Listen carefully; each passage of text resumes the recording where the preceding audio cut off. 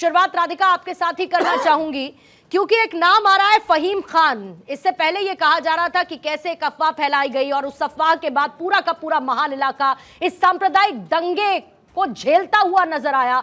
आगजनी से लेकर तमाम घटनाओं को अंजाम दिया गया।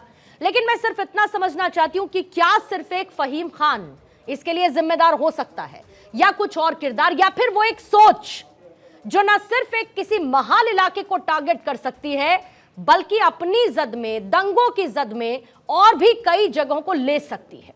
वो सोच कितनी खतरनाक है? राधिका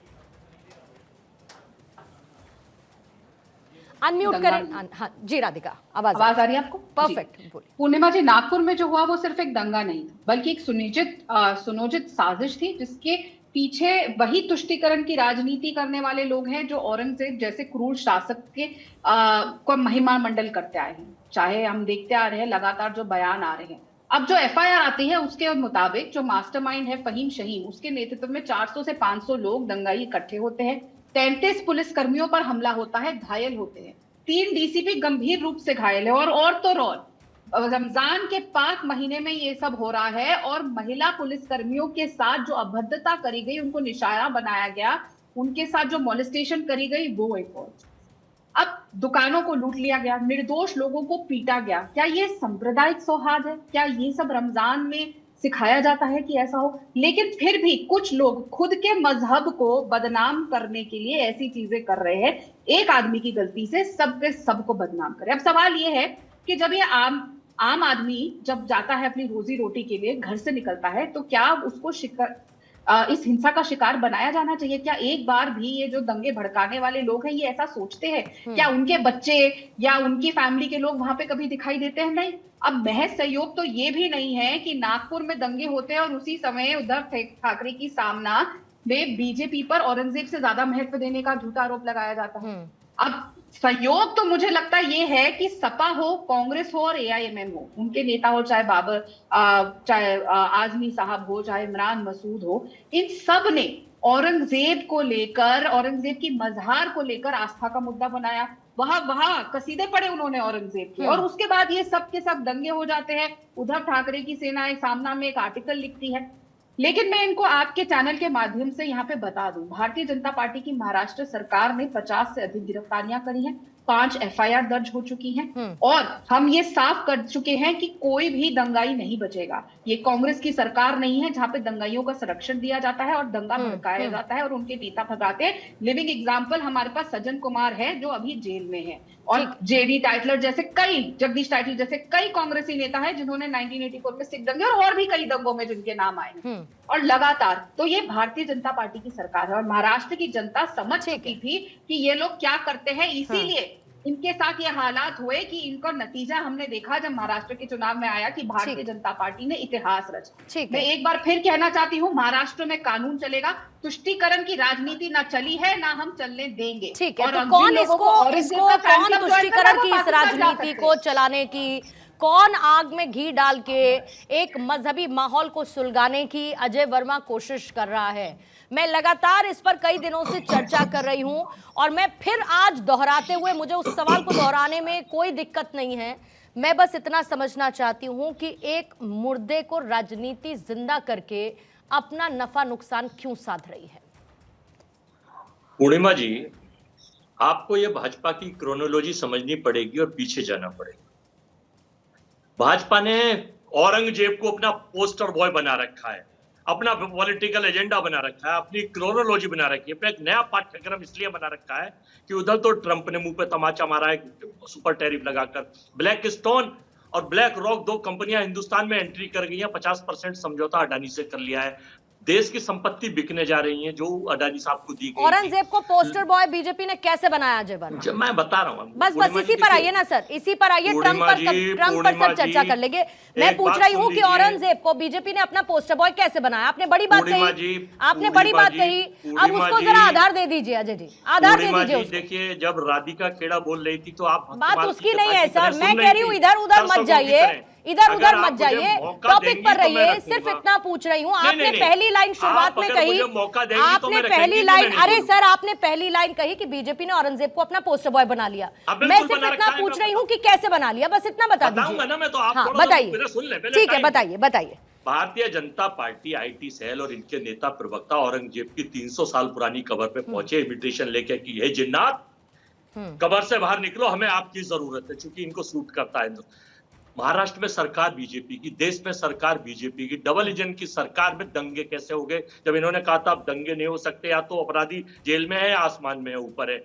तो जब दंगे हो गए और एक शासन का नियम है कि अगर दंगे हुए तो फिर कलेक्टर और एसएसपी क्यों नहीं सस्पेंड हुए? हम तो ऐसे दंगों की घोर निंदा करते हैं, और इस दंगे में जो भी शामिल मिले उसको अरेस्ट करिए, उसके खिलाफ बकोका नहीं सब कुछ करिए, लेकिन चुन चुन के दंगाइयों के खिलाफ काम कर मत करिए। जो भी उसमें इन्वॉल्व पला है उसके जब काम करिए। औरंगजेब को क्या निकालने का? भारत की पॉलिटिक्स में कभी राम को लाते हैं, कभी औरंगजेब को ले आते हैं, क्योंकि मुद्दों की भरमार इन पे खत्म हो चुकी है, लोग इनके खिलाफ जा रहे हैं। बेरोजगारी 45 साल के उच्चतम स्तर पर है बेरोजगारी, और आपके 721 अरब रुपए भारत पे विदेशी कर्जा हो गया है। 2,55,000 करोड़ रुपए का वैसा कर्जा हो गया है। 16 लाख करोड़ मित्रों के माफ कर दिए गए हैं। अमेरिकन चमक मार रहा है, चाइना आग दिखा रहा है। तो देश की सरकार और भाजपा के लोग, फाइनल कर रहा हूं, देश की सरकार और भाजपा के लोग मुद्दों से भटकाने की कोशिश बीजेपी की तरफ से औरंगजेब को पोस्टर बॉय बनाया जा रहा है। विपक्ष ये बार बार कह रहा है कि बीजेपी के नेताओं की तरफ से दिए गए बयान ने इस हिंसा को, इस आग को, इस सांप्रदायिक तनाव को बार बार भड़काया है, और यही आपकी स्ट्रैटेजी। सबसे पहले तो अजय वर्मा जी को, क्योंकि उन्होंने जब भटका ही दी डिबेट, तो उनको शशि थरूर अपने नेता का बयान सुन लेना चाहिए। एग ऑन फेस उनको हो चुका है, कई सारे एग और कांग्रेस के नेताओं पे पड़ने वाले हैं। आप पहले अपने घर में देखिए, आपके नेता, सबसे बड़े नेता जो राष्ट्रीय अध्यक्ष का चुनाव लड़ रहे थे, जिनको जीतना चाहिए था, अगर सोनिया गांधी जी खुद फोन कर करके लोगों को नहीं कहती कि खड़गे साहब को जितवाइए क्योंकि वो हमारा पपेट बन के रहेंगे, तो सब कह रहे हैं, मोदी जी की वाहवाही कर रहे हैं कि इंटरनेशनल स्तर पे किस तरीके से भारत ने अपना रोल प्ले किया है।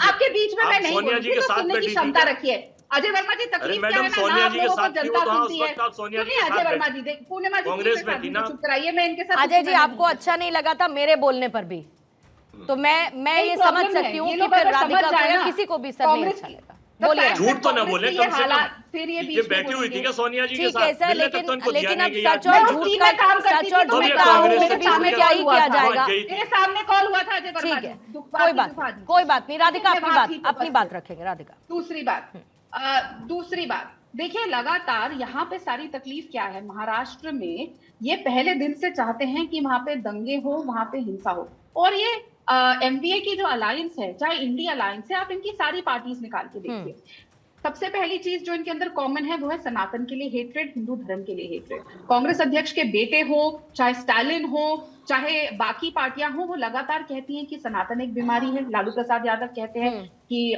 मौत का कुंभ हुआ था। ये कहा जाता है कि सनातन को नष्ट कर देना चाहिए, एड्स और क्या क्या कहा गया।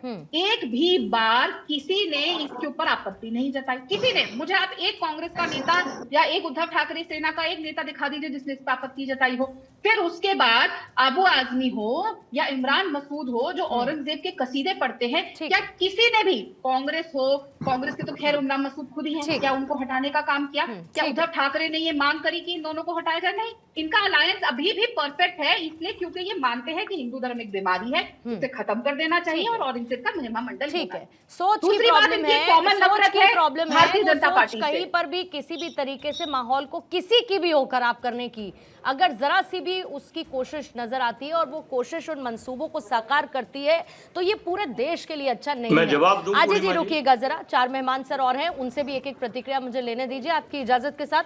हाफिज नूर अहमद साहब, आपके पास आती हूँ। और हमेशा से बड़े होते सुना सर, मजहब नहीं सिखाता आपस में बैर रखना, लेकिन लगता तो नहीं है देख के, ऐसा लगता है कि अब ये मजहब बताने लगा है कि आपस में जब तक दुश्मनी नहीं रखोगे तब तक तुम्हारी पहचान मजबूत नहीं होगी। बड़ा दुर्भाग्यपूर्ण है ये।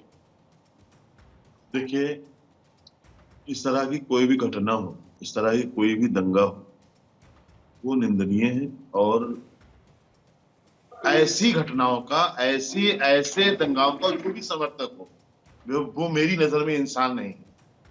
वो क्योंकि ये जो भी हुआ, जो भी इसके दोषी हैं, जो भी सामने नाम आ रहे हैं, उनकी सही से जांच हो जानी चाहिए और ईमानदारी से ऐसे लोगों को गिरफ्तार करके सलाखों के पीछे भेजना चाहिए। उन्हें अब समाज में, अवाम में रहने का कोई अधिकार नहीं है।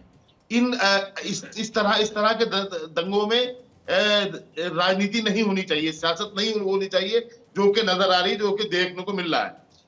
मुझे लगता है कि भारतीय जनता पार्टी के लोग जो हैं वो अपनी विफलताओं को मुसलमानों के दामनों के पीछे छिपाने में माहिर हैं, और ये आज पहली बार नहीं है, ये हमेशा से देखते हुए आए हैं। मैं किसी भी दंगाई का तरफदार नहीं हूं, मैं किसी भी दंगाई के साथ में खड़ा नहीं, वो फहीम हो या कोई और हो, लेकिन जांच होनी चाहिए, सही जांच होनी चाहिए, जो जांच नियोजित हुई, ही